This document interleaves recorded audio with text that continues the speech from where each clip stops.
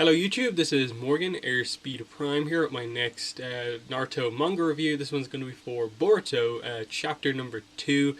Chapter's called The Training Begins. And yeah, I'm just going to say right here at the start, I won't really be talking too much about the actual content of this chapter, because it is just continuing the adaptation of the Boruto movie, and at least as far as I'm aware, none of the scenes in this chapter are added like there was one in the previous chapter. So this is just straight up adaptation, nothing new. The only new thing really is just some of the character design, Sarada primarily, and just stuff like that. In general, nothing really stood out different from just, what I know from the Boruto movie. So there's that, and I like the Boruto movie. I like the story, what happens in it. It's just I've seen it already. And in terms of reviewing it for my channel, I'm gonna wait to review that until it comes out in Blu-ray DVD in English before I review that movie. But we'll get to that when we get to it. I think the main thing to say is just that this is becoming very, very, very disappointing. And I think a lot of people are already kind of very low with their interest on the Boruto manga right now.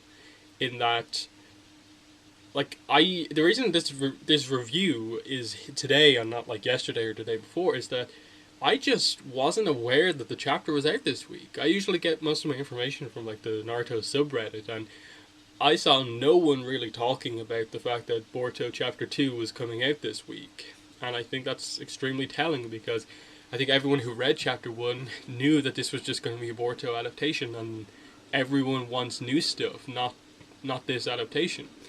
So there's that. The only hope I think most people had was extra scenes, or for the first few pages they would go back to the kind of flash forward kind of situation that we had at the start of Chapter 1.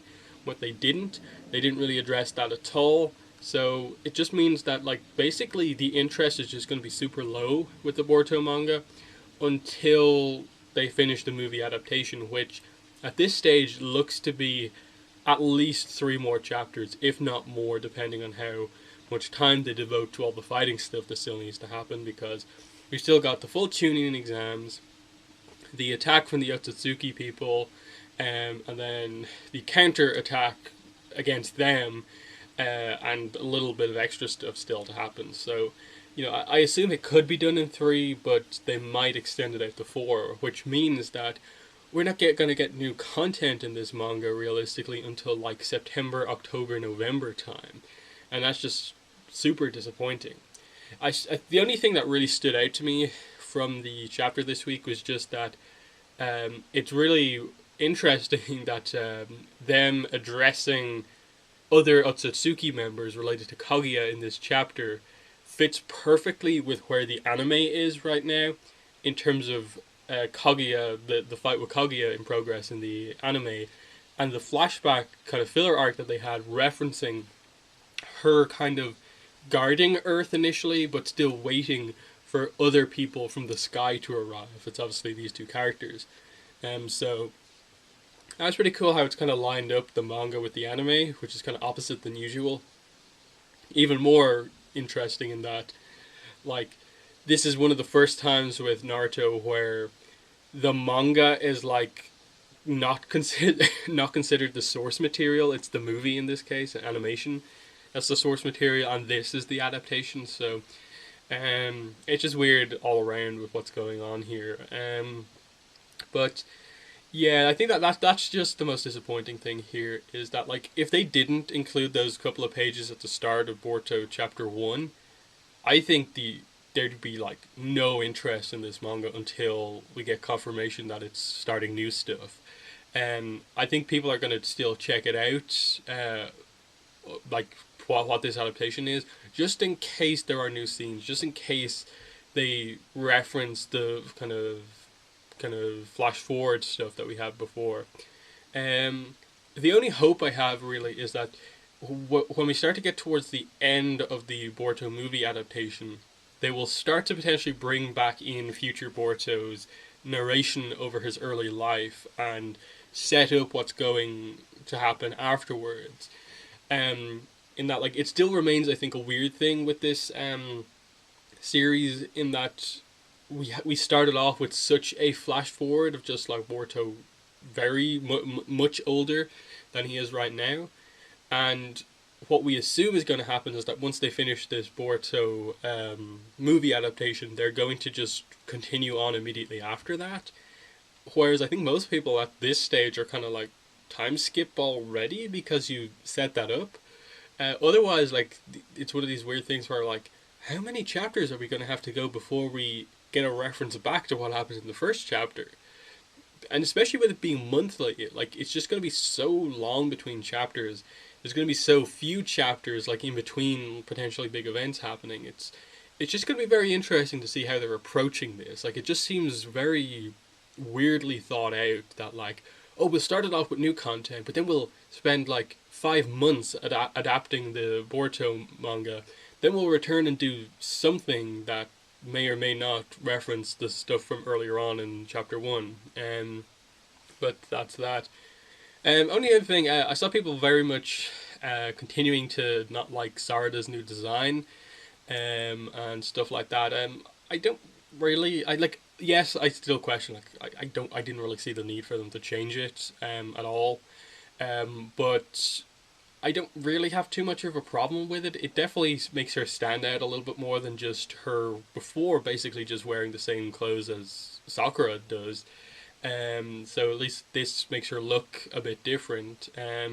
Stuff like, yeah, the high heels and like the really short skirt, and her not wearing the kind of Under Armour kind of legging type stuff is a little odd. But I still don't think they're like trying to like sexualize the character or anything like that. It's just, this is what she's wearing and how she's reacting. Yeah, that's basically it. You know, the actual chapter itself is primarily just Boruto and Sasuke interacting. You know, the beginning of their training, the whole Rasengan thing, mentioning that Boruto, even though he initially creates a small Rasengan, he throws it and it kind of disappears, but it still does damage to the trees. So there's something special about the way his version of the Rasengan works already. And that's pretty much about it. You get the setup of the Otsutsuki thing, and just set up that they are about to attack. They've already taken out Killer Bee to get the 8 tails, and they want the 9 tails. Obviously, in relation to the 10 tails and them needing all the 9 tail beasts in order to kind of bring basically the divine tree back to life and get the chakra fruit and stuff like that. What the Otsutsuki clan is out there to do. But yeah, it basically just ends with this cliffhanger that, like, oh, the villains are after Naruto. Like, okay, of course they are. You know, that's standard Naruto plot 101. But you know, as I said, I like the story of the Boruto movie. I just don't have a lot to say about this adaptation of it, because I think most people also are just kind of like, okay, can we please get to the new stuff? So yeah, just disappointing that we're not going to get new content for a while, but I still like reading this just to see how good the adaptation is. I think the big moments of this chapter are, you know, pretty well done as far as I'm concerned. Stuff like the showing off how different his initial Rasengan is, the scene of him obviously taking the ninja tool that kind of you put the cartridges in and it makes the jutsus, that being like a big moment in terms of, you know, showcasing to Sasuke that he is different to Naruto, but not in a good way. And even just, I suppose, that one scene around the kind of campfire thing where Boruto's kind of talking about, like, I want to know how to beat my father, and like, what are his weaknesses, and Sasuke's just like, no, you need to focus not on who Naruto is now, but focus on who he was before and how he got to be the person that he is now. And just setting up that, like, that's kind of what Boruto kind of needs to do. That he is going to have to train in the same ways that Naruto did to really become the talented shinobi that he can be. In that Boruto is more talented naturally than Naruto, and he could do so much if he had the work ethic as that Naruto did. So That kind of character progression is quite well done. It's just we've seen it in the Boruto movie already. But just going to end it there before I start repeating myself. In the comments, let me know what your thoughts are on Chapter 2 of the Boruto manga. Mainly, I suppose, your thoughts on just how long do you think it's going to be before we get to new content? What do you think the plan is? Like, when they finish the Boruto movie, do you think they're doing straight into, like, immediately after Boruto movie content? Or are they going to skip ahead a little bit more and try and address the stuff from the earlier chapter, start of chapter 1? But yeah, that's been the review. Let me know your thoughts. But yeah, thanks for watching, and bye.